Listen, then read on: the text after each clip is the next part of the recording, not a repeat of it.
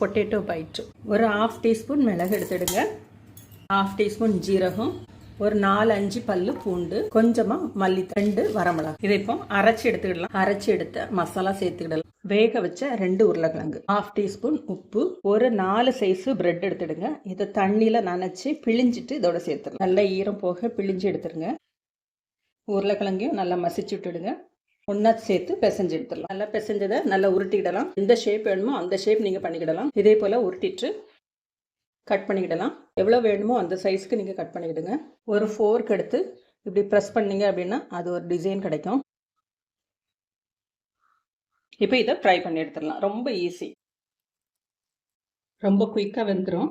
2 பக்கமும் மாற்றி போட்டு இதே போல் கோல்டன் கலர் வந்த உடனே எண்ணெயை நல்லா வடிய வச்சு எடுத்துடலாம். இப்போ சர்வ் பண்ணுவோம். அட்டகாசமான நம்மளோட பொட்டேட்டோ பைட் ரெடி ஆயிடுச்சு.